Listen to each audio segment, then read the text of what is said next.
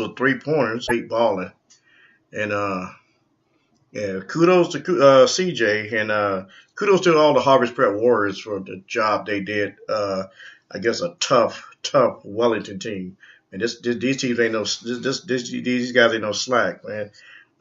They come to play, but Harvest Prep was focused, and they came out and really did what they need to do. Shout out to Guy Smith, man. This guy heard that this guy hurt himself. I don't know, he injured himself some kind of way, and he's out for the season. That's another senior, 5'11" senior, 160. It's another guy who can give you 8 to 10 points a game, and he wasn't there last night. I guess he wasn't there. I didn't see him. He didn't play because he's hurt, and then he's out for the year. But they had some other guys that was balling. Dallas Patrick. Let me take you to the rundown there quick. CJ Anthony scored 33 points as the Harvest Prep Warriors defeated Wellington Jaguars in a Mid-State League showdown, 69-56. And running through the scores for the defeated Wellington Jaguars, Dallas Patrick led the charge with 18 points, and Bob Fowler had 14 points. His brother, I think John Fowler, had 4 points. Noah Berry had 12 points. Solomon Pierre Louis had 6. And the Harvest Prep defense, kudos. Man, the guy, they really shut this guy down. This guy can ball. This guy can really play. But tonight, he had a couple of turnovers, a couple of travels. He couldn't get his footing or some reason. I don't know what the deal was, but, They shut him down to 6 points, man. And this guy is like the catalyst of this team, but he only had 6 points. Marcus Stewart had 2. Speaking of Noah Berry, the center, Noah has already committed to. Let me look at this. Noah has committed to Shawnee State. I think that's way down south, I believe. But Noah's a big body guy, man. He's long and athletic, and had a couple of slams last night, a couple of block shots. He was real active, but he only had 12 points. He came along. But for Harvest Prep, C.J. Anthony, I'll say this once again, this guy led the charge, man. He was lights out, man. This guy was money. 33 points, 5 3-pointers. Backing him up was C.J. Pena. Claudio had 12 points. Solheim had 4. Sean Peterson had 5. Bryce Beavers, a newcomer, had 8 points, and his brother Brandon Beavers had 7 points. And kudos to the Harvest Prep Warriors, man. I was glad, man. These guys really got over. They started. I mean, you can set the tone early in the season. That lets you know where you're going at the end of the season. To me, this was a good little battle, man. I mean, it's a really good battle. And just imagine when the other guys come back for Harvest Prep in January, man. You got you got Isaiah, Ralph, Andrew, and who else is that? You got a bunch of other guys coming back next after January. This team gonna be beastie, man. It's gonna be hard to beat them, and if they can stay focused, follow the game plan, and just do what you do, and it'll take you a long way. Take you a long way. And great victory last night. Great victory. Kudos to Coach Dennis, having the guys focus. I was actually able to do some video, and I got a chance to see firsthand how they prepare for a game, and they did pretty good. So kudos to those guys for Harvest Prep. Now, you circle this date on the calendar for all you who missed that game. The next meeting between these two teams will be January 20th at 7:30. This will be at Wellington. So these guys got payback on their mind. And it's going to be a hostile environment. I already know that. And Harvest Prep got to come with the game face on. They got to be focused. But by that time, they will have all the other players back. It's going down. That's all I can say. It's going down, and you need to go down. Go down and see it. And you're going to miss some good basketball. Hey, guys, we're going to take a quick break, and when we come back, We're going to take you to the second segment where we'll take you around the league and give you other scores, what other teams been doing. So with that being said, this is Mid-State League Weekly Podcast. My name is Willie Stimich. Every parent wants their child to study hard and succeed. At HPS, we believe athletics play a vital role in your child's development. Sports at Harvest Preparatory School train students in key qualities such as leadership, commitment, and Christian character. Athletes at HPS consistently have the opportunity to compete at the championship level because our driving force is playing to win. Here at Harvest Preparatory School, we conduct our athletics at the highest level. Not only do our students at Harvest Preparatory excel academically, but they have the opportunity to excel athletically as well. Currently, 4 out of 5 students at Harvest Prep in grades 7 through 12 participate in interscholastic athletics. Here at HPS, we are proud members of the Mid-State League and the Ohio High School Athletic Association. If your son or daughter are interested in participating in athletics here at Harvest Preparatory, they will be coached by a world-class coaching staff. Harvest Prep has incredible athletic facilities and great sports teams. Our facilities, really second to none. Whether it's volleyball or it's baseball, whether it's basketball or football, your child will be afforded the highest quality athletic programs available. No matter what it is, our kids get to compete with the best in Central Ohio, and the coaches are fantastic in instilling Christian character while in competition. We're sure you'll agree Harvest Preparatory School is the right option for your child. A Christ-centered curriculum, a safe, nurturing environment.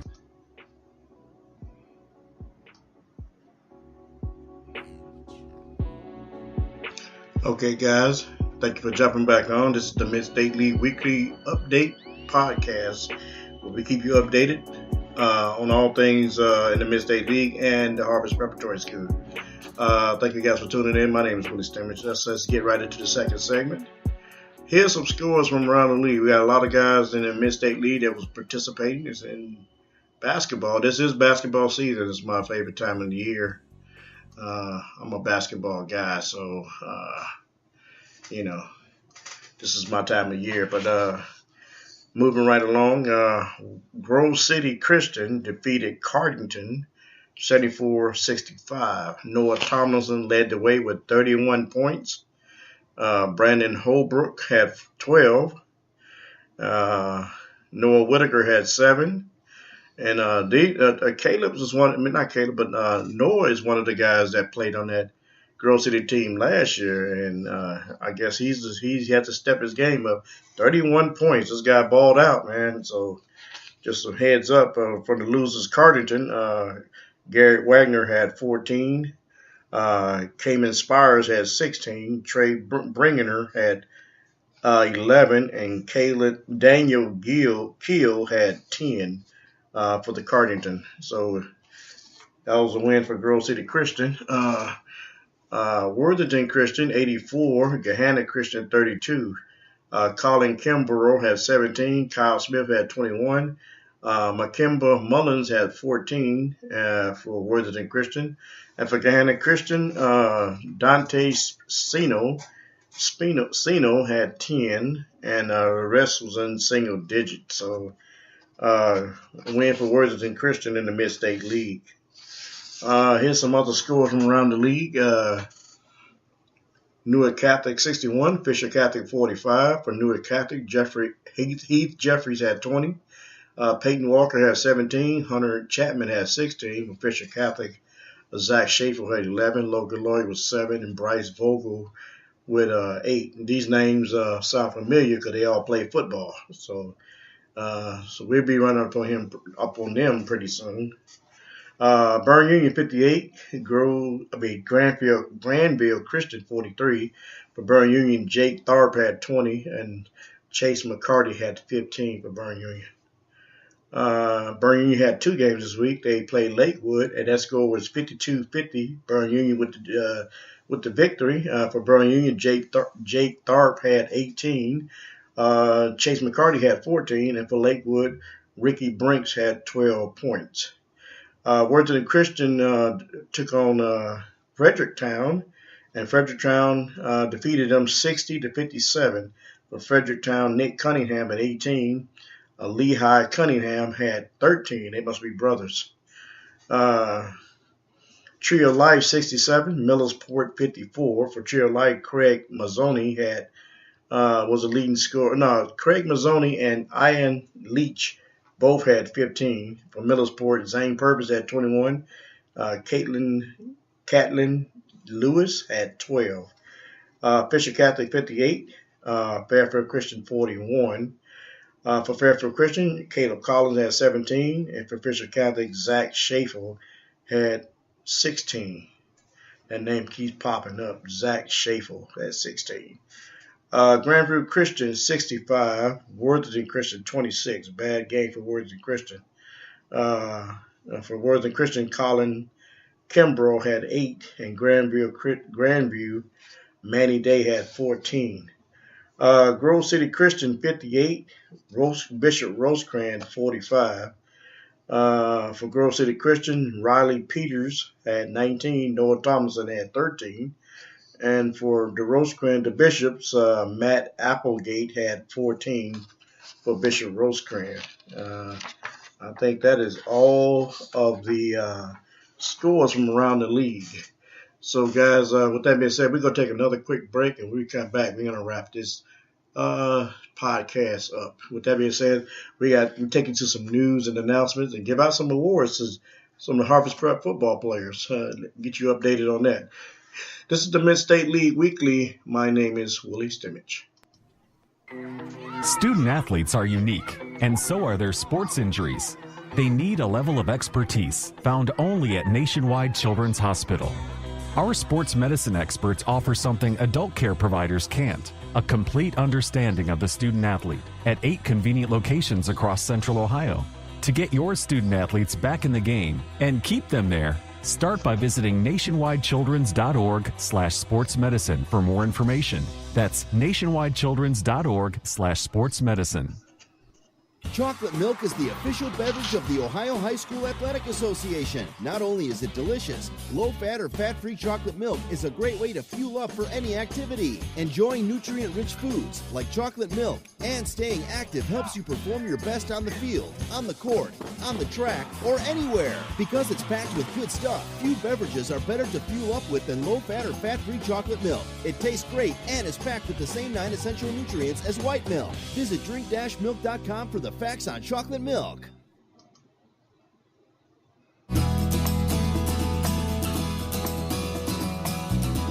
Ohio students helped create the association's program on sporting behavior. Through the Respect the Game campaign, we are encouraging student athletes, parents, fans, coaches, and officials to do 3 important things: speak with courtesy, act with dignity, and play or observe with pride.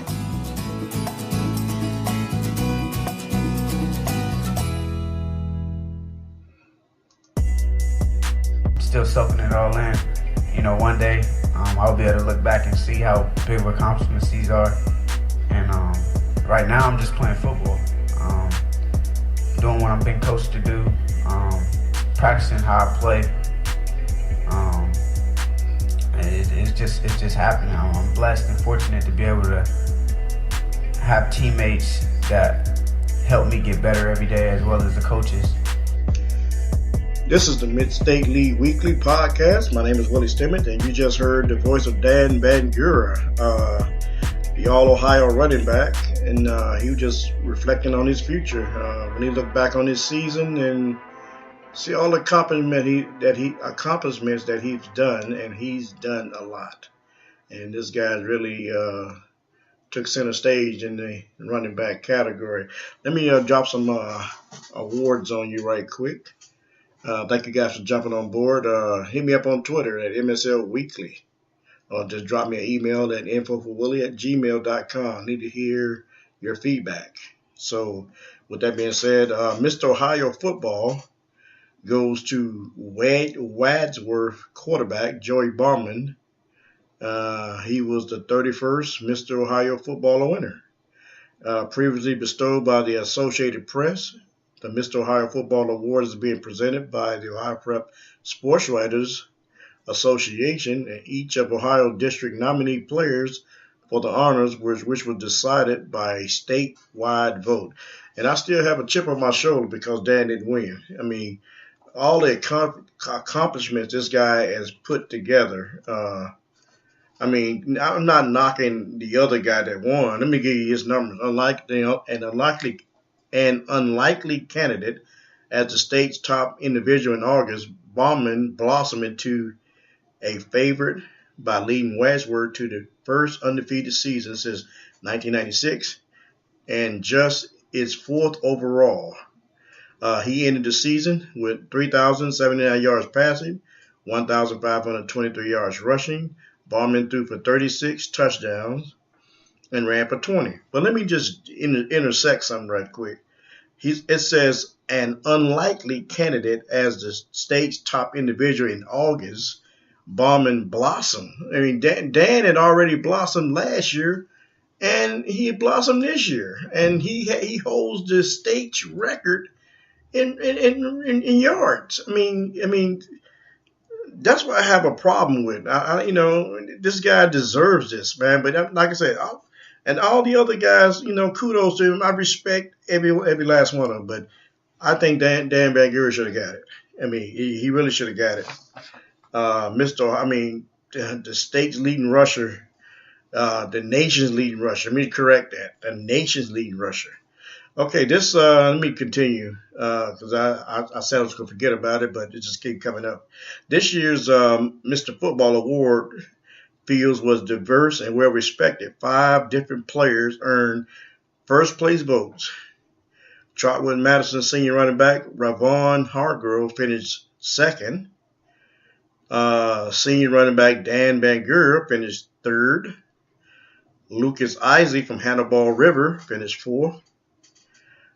Junior receiver Tanner Holden from Willisburg was fifth. Quarterback Javez Alexander from Sandusky was sixth. Senior defensive end Tyreek Smith from Cleveland Heights. Senior running back Isaiah Bowers from Sidney. And senior quarterback Jimmy Warwick from Pickerton North. I know this guy. He's deserving of it too. Just he can play. But kudos to all the finalists and all the runner-ups. Kudos to you guys, But I'm still, hanging on to my boy Dan Bangura, man. He deserves it. Okay, Dispatch All-Metro football team. Let me give you some awards on those. First, the Offensive Player of the Year was Dan Bangura for Harvest Prep. In 11 games this season, Dan rushed for 3,401 yards on 278 carries, 12-point average, run average, with a score of 50 touchdowns, along with 11 two-point conversions for 322 yards. Look at those numbers, man, compared to the other guy. During this time here, he earned a no-name. He turned a no-name Division VII program into a 4-time champion and a 4-time state playoff qualifier. He has been a picture of consistency with his work habits and performance. Dan said he has scholarship offers from Kent State, Ohio University, along with a handful of Division II programs. Second running back of the year was Dan Bangura for Harvest Prep, 5'10", 180 senior.